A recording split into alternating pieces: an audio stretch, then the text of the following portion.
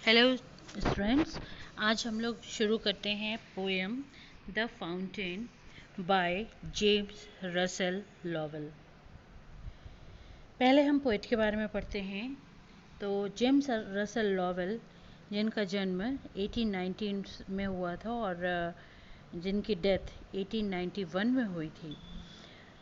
He was the most versed poet and writer. Versed poet मतलब बहुत melodious और जिनको सबसे ज़्यादा पढ़ा जाता था, ऐसे पोएट हुए।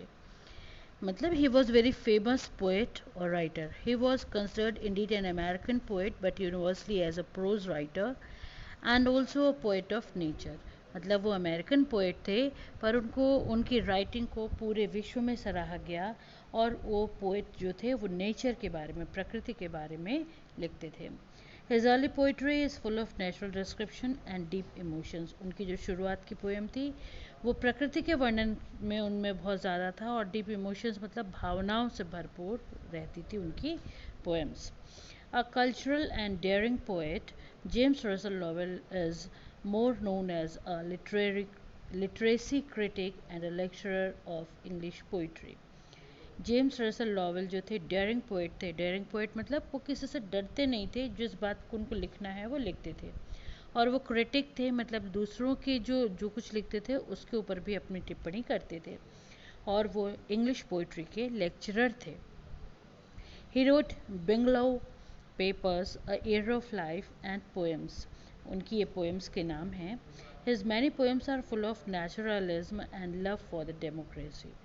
उनकी जो पोएम्स हैं उसमें नेचर है और लव फॉर द डेमोक्रेसी मतलब जैसे डेमोक्रेसी जैसे हम लोग का देश है जिसमें प्रजातंत्र है, तो उसका उन्होंने उसको पसंद करते थे।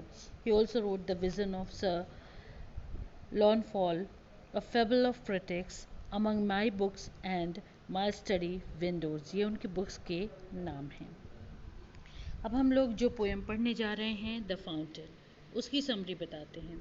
देखिए उसकी समरी यहाँ लिखी ज़रूर हुई है, पर मैं इसको अभी नहीं पढ़ रही हूँ, मैं आपको वैसे ही बताती हूँ।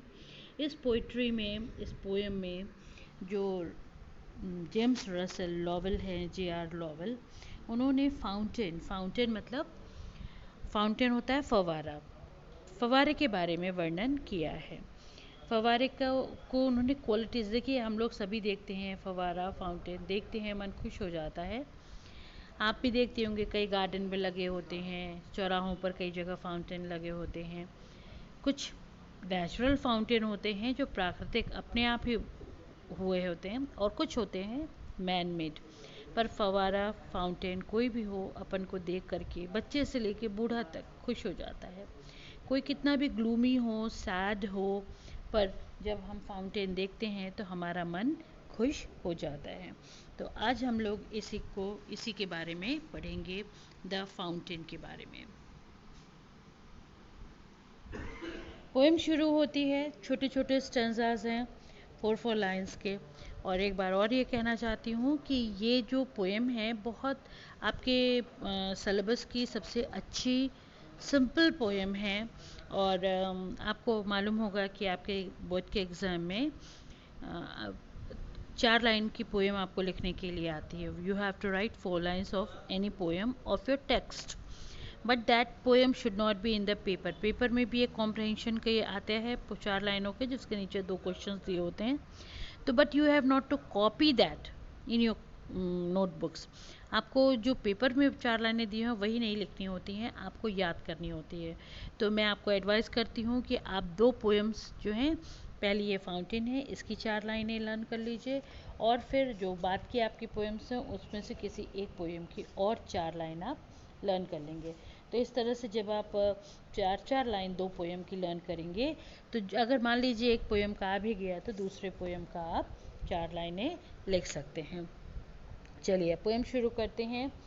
पहले हम लोग रिसाइट करेंगे। रिसाइट करना मतलब देखिए, जैसे हम लोग प्रोज पढ़ते हैं तो उसमें रीडिंग होता है, वैसे ही पोएम्स में रेसिटेशन कहते हैं।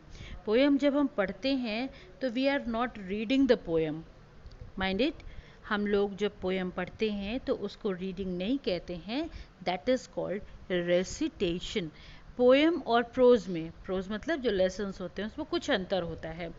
जैसे जो पोएम लिखता है उसको पोएट कहते हैं, और जो प्रोज लिखता है उसको राइटर कहते हैं। उसी तरह से पोएम की 4-4 लाइनें होती हैं, या 4 लाइन 6 लाइन के एक, मतलब जहाँ पर आपको स्टॉप करना होता है, पॉज करना होता है, तो वो कहलाता है स्टांजा। और जब आप प्रोज लिखते हैं तो उसमें वो कहलाता है पैराग्राफ। ठीक है, पैराग्राफ या पैराफ्रेज। तो ये अंतर है थोड़ा सा पोएम। और फिर एक बात और कि इसको पोएम या पोइट्री कहते हैं, उसको प्रोज कहते हैं, एसे कहते हैं। ठीक है, तो यहाँ पर हम लोग की जो पोएम है उसको हम लोग सबसे पहले रिसाइट करेंगे। रिसाइट अभी हमने बता दिया, रीडिंग जैसा प्रोज में होता है, वैसे जब पोएम हम पढ़ते हैं तो उसको रेसिटेशन कहते हैं, और जब उसको हम कहते हैं रिसाइट करेंगे, मतलब वर्ब फॉर्म ले तो रिसाइट होता है। Okay, recitation is noun and recite is verb. Into the sunshine full of the light, leaping and flashing from morn till night. First stanza है। अब आप इमेजिन करिए कि पोएम में जो पोएट ने सुबह, दोपहर, शाम, रात, पानी, फवारा क्या है, फाउंटेन क्या है, पानी है, ऊपर जाता है, नीचे आता है।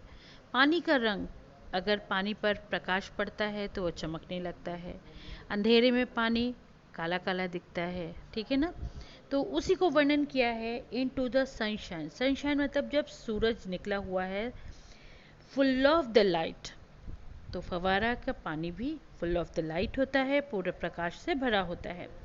लीपिंग एंड फ्लैशिंग, लीपिंग मतलब होता है, लीप मतलब होता है उछलना।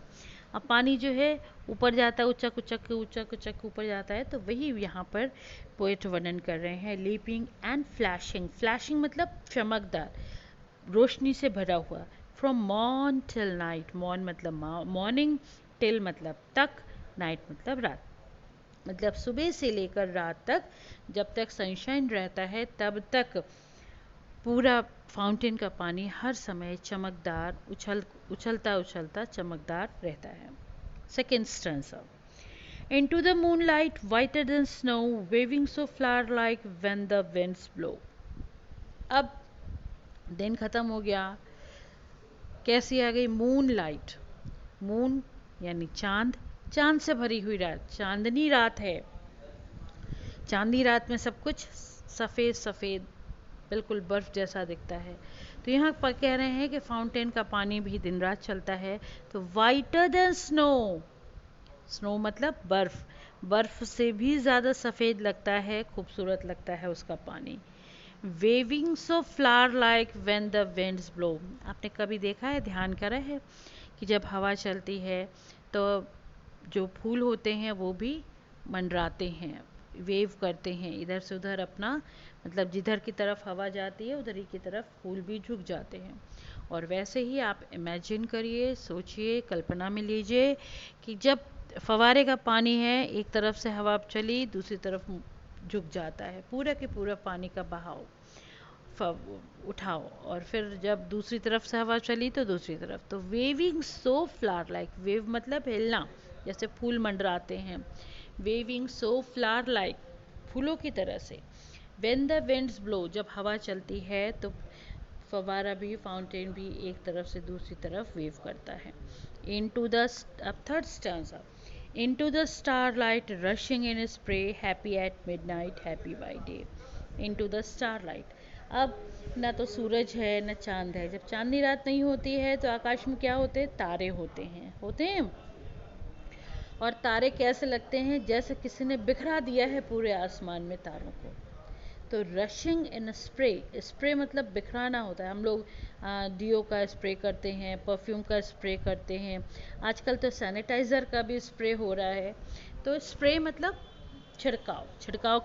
तो रशिंग इन स्प्रे, जैसे पानी या कुछ भी आपका डियो या सैनिटाइज़र छिड़कता है, वैसा ही ऐसा लगता है कि जैसे पूरे आकाश में पानी का छिड़काव, वो उसका तारों का छिड़काव कर दिया है। वैसे ही फाउंटेन का पानी भी छिटक कर चारों तरफ गिरता है।